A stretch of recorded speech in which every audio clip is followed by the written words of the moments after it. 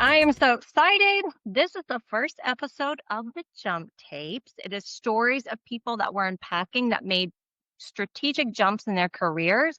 And today's guest is Aundria Roberts, who is a good friend of mine. She is an amazing entrepreneur and life coach. She left lesson planning for life planning, and now she's helping others to find their passions. And she's also hosting for us a webinar coming up called Paralysis to Pursuit, which is all about helping people to find their passions in life and to go after them and take action.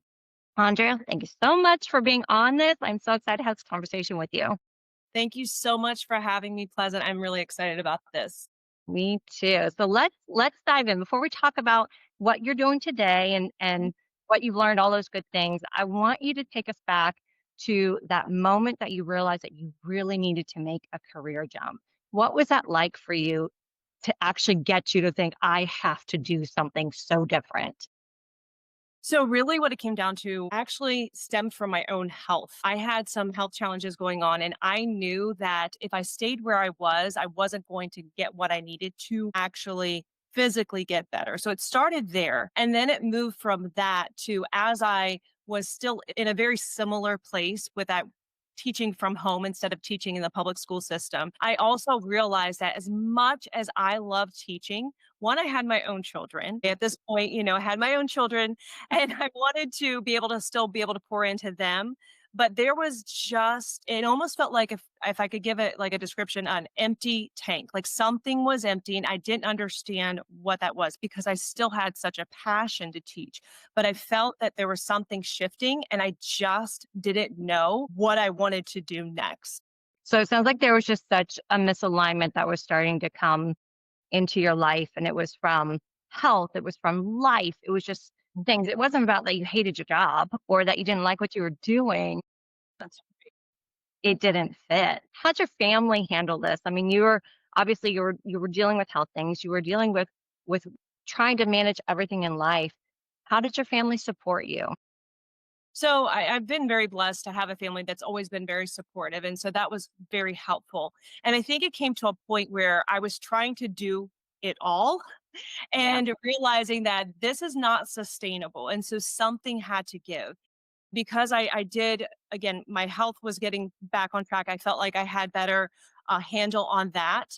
And it came to a point where maybe this is for me. If I was able to get my health back on track, maybe I could help others do the same. And it wasn't that I was just, hanging up music altogether. That was still a passion of mine. But now I have my own children who love music. And so it was kind of the best fit then, kind of the best of both worlds. And that's kind of when I just made the decision that, okay, if something's going to give, I was going to move away from teaching privately, like in music, and move to the space that I'm in now. So it's interesting. So you're facing health challenges, which I Mhm. mean, the reality is there's so many people that are facing those life altering health things that impact what they're doing on the day to day. Were you were you actively searching for something and a solution for your health and like you just stumbled upon something? Like how did you actually uncover the career that you moved into, which is health and transformation coaching? So it really was one of those things, Pleasant, that I wasn't actively pursuing to find. I say that it really did find me, but it took me basically coming to that, when I say like a breaking point of recognizing something has to change and shift, Yeah. and if I would have continued in the direction I was, I wouldn't be where I'm at now, which is at a much more peaceful place and really being in the place that I do feel most fulfilled. And that's really my desire for everyone is to really get to that place that they're not just checking boxes out of obligation, but really to a place where this is what I want to do with my life. That is, I think that is the thing that people undervalue the most, and they don't realize how much it costs them when they are at their breaking point where they're so frustrated with life and they are trading their peace for a paycheck, Mm, and they're constantly chasing, chasing, chasing, and feeling like so frustrated because they're hitting walls, and they mhm. don't know how to break through that. So I'm really curious because that is something very common. How did you actually break through to make a change given that you were in a state of a health situation, that your life was in chaos? How did you train your brain to actually do that? It came to a point where I could not wait for my full belief in something. It was time just to take action, to take that next step. The scary step. People come to the place where like, those million questions come in like, well, what if this and what if that? And I just would come back in my mind with those same, well, but what if I don't? And really come to terms with that. Literally give it a language that Mhm. said, this is what it is, like face it and then move forward. It was time to really make a decision and not waver anymore. And that decision point is the point where you either are gonna be super successful and do something that you're passionate about, or you're gonna feel like, "You know what? I can't," and that actually compounds the feelings of misalignment, frustration, Yes. and it has that trickle down effect. So, I mean, I'm curious about that too, of this the trickle down effect. Because of your health, what was it like even in your family life? Because you were having such a misalignment, what were you missing out on? What was your family missing out on? Time, honestly, and that's honestly the most precious thing that we have. And what I mean by that is sometimes we think of just time like the hours traded for time. But what we don't also realize is time is also what you're spending this on as well. And if you're in a space where you might be present like physically with somebody, but your mind is in constant thinking, thinking, thinking, and you can't stop, Mhm. that's when you start to recognize something is very off because even when I'm present, I'm not. Yeah. Oh my gosh, that is so big. And people, I think they'll shift that time mentality and like, oh, it's really your cell phone, it's social media. And we're really Mhm, quick to identify those things as time mhm, suck. But we're not so quick to identify like, hey, your job or this situation is actually sucking your brain space. It is mhm, sucking your energy mhm. and you're working out on it. So it's like if we don't have that physical device or that physical thing to blame it on, it often goes unignored. So tell me about the conversation when you talk with your husband Carrie. He's awesome, awesome guy, great kids. And so tell me about that conversation. What was his reaction when you decided like, hey, I'm gonna leave my teaching profession and Mhm. pursue wellness and life coaching? For Carrie, because he obviously knows me very well, he felt like this is actually a really good fit. It makes sense. I understand why this would be a great fit for you because I essentially and one thing I will say, Pleasant, a little bit the what I've loved about the tools that you've provided, like within the Career Academy, Mhm. is that a lot of those things are the exact things that are needed to make that move. And it's recognizing, wait a second, I have this skill set. But what if I took that skill set and applied it to a place that is fulfilling versus just, again, checking a box or thinking I'm doing what my degree said I was supposed to do? Right. And so I think that's what I really am passionate about also letting people know are like, what if you had the tools? And Mhm. I think that's exactly what you provide. And, to piggyback on that, the place where you were at, you recognized what you were actually passionate about because you had this life experience to where your health was at risk. Mhm. You were able to find a solution, get the help and support that put you back in a position where you were back on your game. And so it's not easy by any stretch of the imagination, but you knew that that aligned with your passion. You knew that aligned with what you wanted to do. A lot of people don't have those experiences and they can't connect the dots, or they're not thinking beyond the scope of their job to actually figure out like what are those experiences that I really, really love, that I enjoy and passionate about. And then how can I actually apply that to my work and my job? And that's the unique thing that we're trying to help people with. So I love that. So Yeah. let's talk about like, so you made this jump, you decided to leave teaching. It was not all roses. You started a business, you started working for yourself, it was not all. Mhm. So tell me about some of the scary moments that you had to face. Well, again, because you're leaving something of security, right? You knew that this provided X income. So now I'm going to something that's unknown. And really it's that, well, what if I fail moment, but I had to keep reminding myself, but what if I don't? What if I actually am successful and I am actually to be able to do something that I really enjoy? And I think it also came a point where I came to terms with as well is that recognizing when it is time to pivot, because it doesn't mean that things aren't going to get challenging or difficult, because with any business, especially if you go in the route that I particularly chose, you're going to have ups and downs. There's going to be still hard times and hard decisions to make. However, wouldn't you rather make those decisions in something that you feel called to do versus the opposite? Forced and feeling like you have relinquished control of your choice. That is, I love that you brought this point about pivoting and knowing when to pivot, because it is so often that we see people that are in this state of like, I have to get a job, I have to do this, I have to find something. And so they're trading, you know, that desperation for something that they're not going to really love, that is going to end up Hmm. not aligned to their life in the long run. And Hmm. they're going through hop, hop, hop, hop, hop. And that's a mental shift of, if I recognize the signs, then I need to make that change before the change is taken from me, before my choice is taken from me, and I just have to settle for something else. And Right. so that's off that is so critical. Have you experienced those pivot points even with what you're doing today?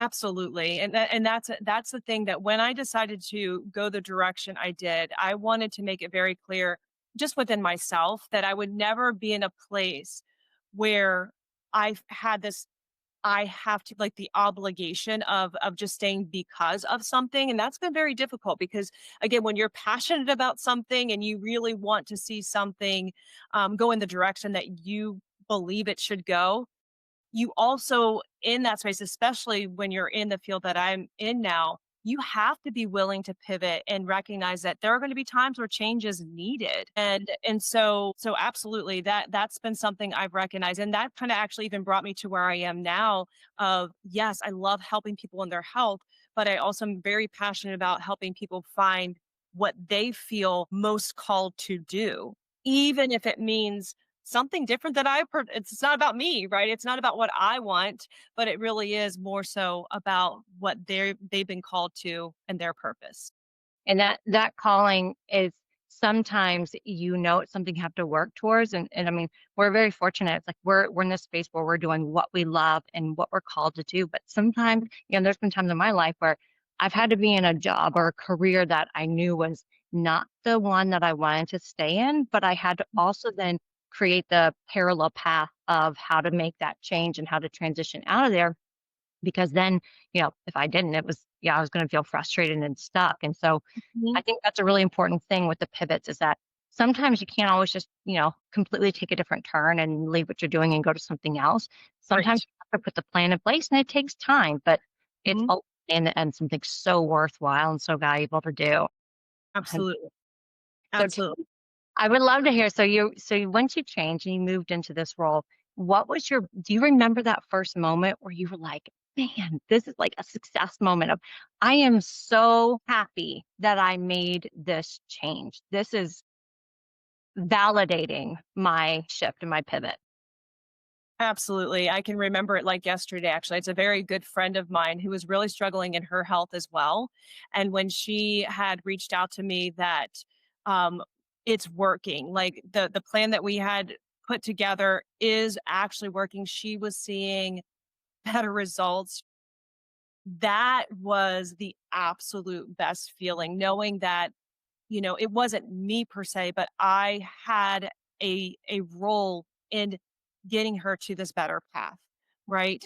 And when I recognize that's something, especially when you have struggled yourself and you know that maybe you're helping somebody else out of a similar situation, there's just nothing that can replace that. I agree. I totally agree. Is there a moment where you questioned it? Very much questioned it.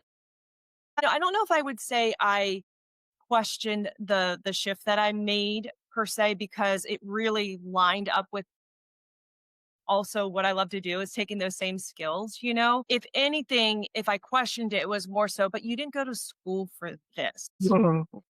That questioning that can kind of happen, like, what are you doing? I mean, you went to school for music. You should be that's the path that you should be on. And then but I'm easily reminded I haven't given up on music. I still love music, you know, and I still am very passionate about doing music, you know, it just looks different. I no longer teach it in that way.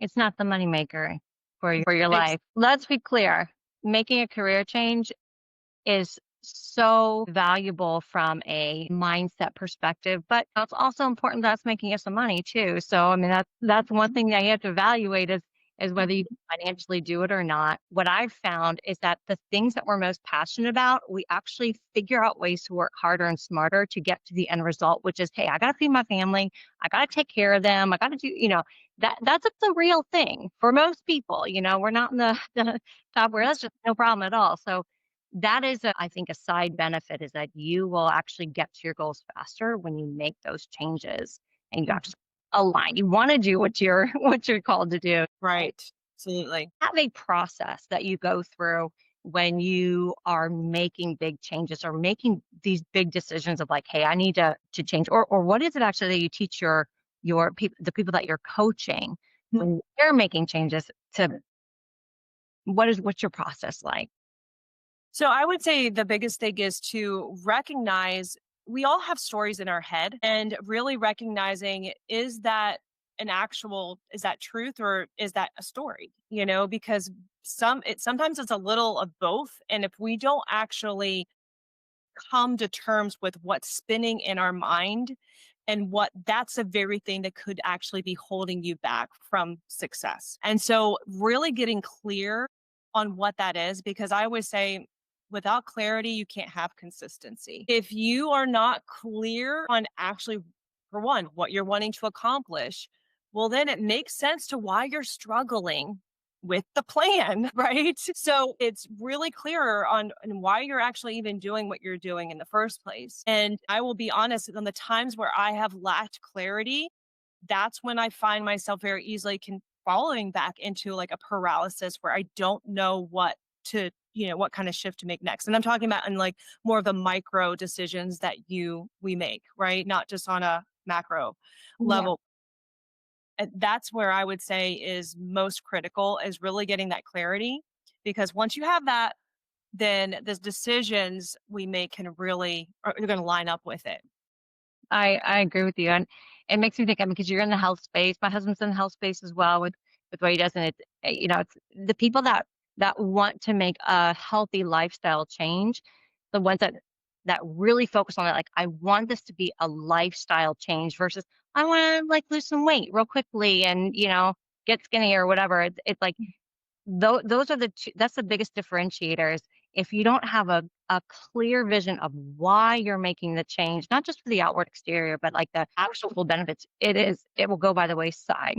Absolutely. Yes. And I would say that is probably the hardest part about what I do, to be Mhm. honest. You can't make Yeah. anyone right. You can't. And so that's this, I would say the hardest part would be that very thing right there. Yeah, if you don't make the change for yourself, and that's a big piece of what was built out in the course. It's like helping people to actually move through their micro changes, the mindset changes that need to happen in order to actually achieve the goal. Otherwise, no one's going to do it for you. My husband always says, no one can put your fork down. That's it. If you're not gonna do it, no one's gonna do it for you at all. So I know do your push-ups. So let's do a little quick rapid fire. So I want to hear like when you're the first. Let's do a rapid fire first. So when you made the change, what was your first fear that you can remember having? Failure. I mean, absolutely, like, will this work? But I just, again, combat it really quickly. But what if I don't? It's the same thing. So that was an easy one for me. I had to make that decision. So I always say one of my favorite quotes is, you know, courage is decision, fear is a reaction. Best quote, like I live by that. And I ask myself, that question, am I just reacting in this moment? Because if I'm reacting, that's like It takes courage to actually make a decision. Yeah. To So, actually recognize it and see it for what it is. Not, this is not it. This is right. not, there's something different. All right. Mhm. So then what was your first, what was your first unexpected, like, whoo, like I got to deal with this and I was not expecting it. Would say probably just again in any new venture that you're doing is it becomes down to like the time management of understanding like this still no matter whether it was teaching lessons or client support, those things still are important to understand. I've got to block off time so I can still fall into some bad old patterns of what I had mentioned to you before, like not being fully present because this is spinning. And so now that I recognize that, again, tools that we understand now and provide ourselves with to avoid that from happening. Yeah. I love that. What was the first goal you had? I would say for me was recognizing like income wise what was actually possible because when you go into the entrepreneurship world, there is no necessarily a cap per se, but you also don't have what was comfortable when I was salary based, as a teacher. So I would say my first goal, which I actually had reached that before I actually even left teaching, was okay, I want to replace my teaching salary. That was my first goal. And then from there, I just kept Go. asking myself more questions. Last one. What was the first thing that you had to cut out of your life in order to make the change successfully? Cut out. That's a very, very good question. I don't know if I can rapid fire that one. I would say, I'm sorry. oh, no, no, that's okay. I don't feel like I necessarily had to cut anything out, except I guess if you wanted to consider it a cut, would be prioritizing. So really cutting out this idea that it was just going to be figured out for me. Like I now was in charge of my schedule, which this also happened when I was teaching privately, but because of the way my schedule was with teaching privately, I knew when those lessons were happening. And to some extent with client support, it can be like that. But there's a lot more behind the scenes and flexibility with what I do now, but also that comes with, is it flexible or optional? Right. And so, in making sure that I was making it flexible, but still non negotiable. So, Yep. yeah. I love that.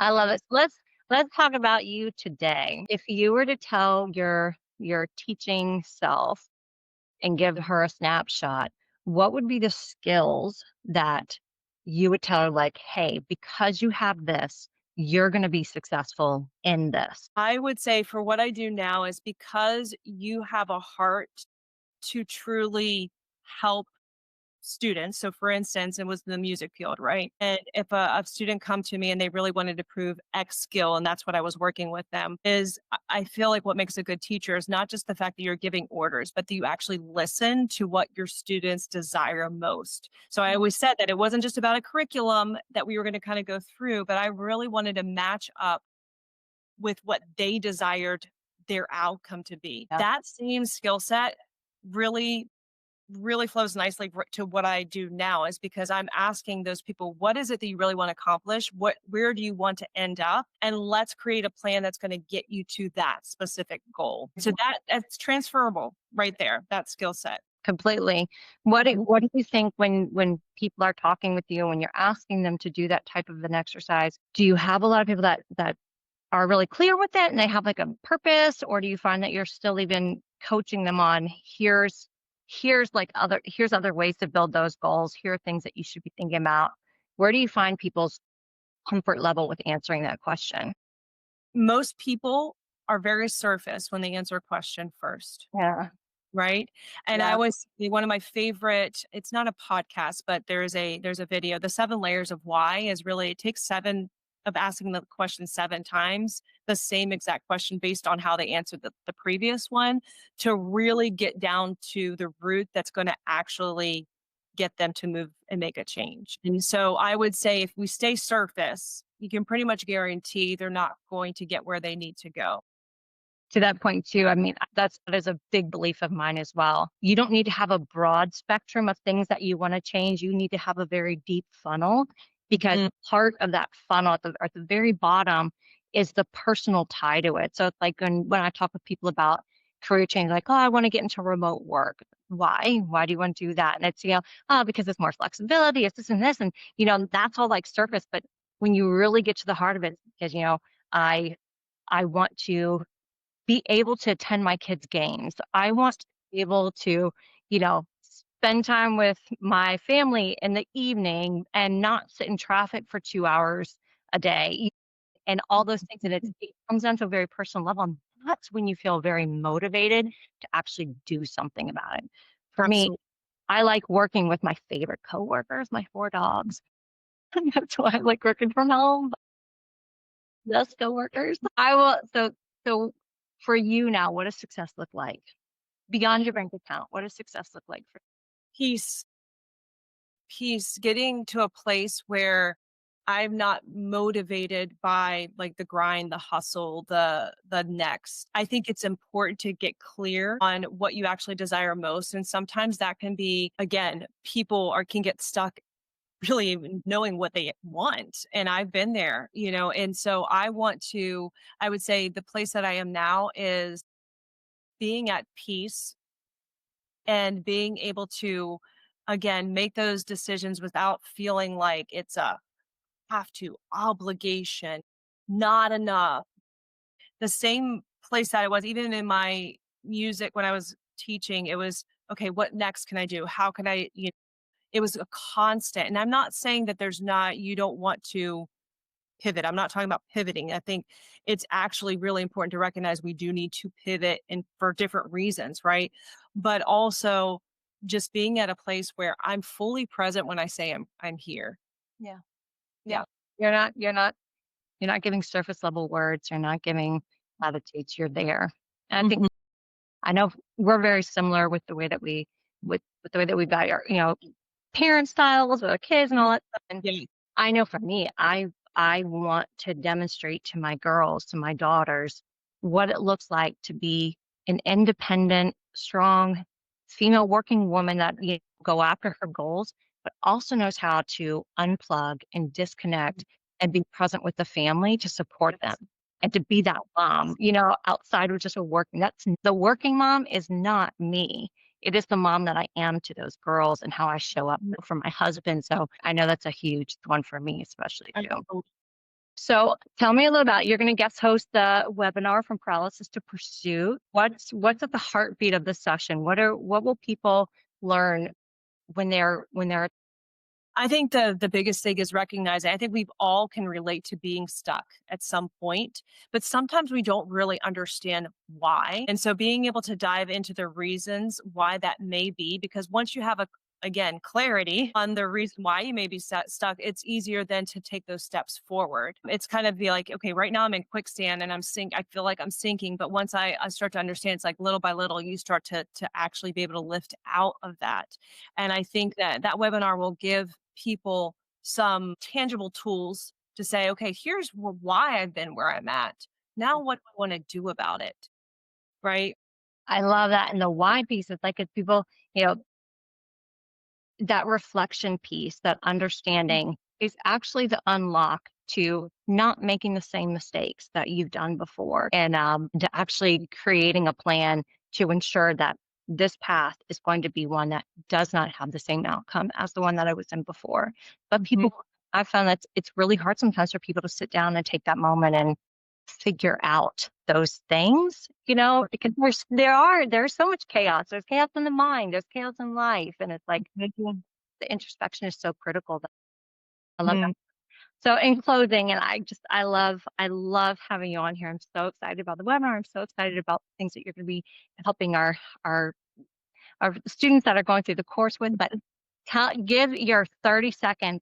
You're speaking to someone that is like super stuck, feel a little chaotic.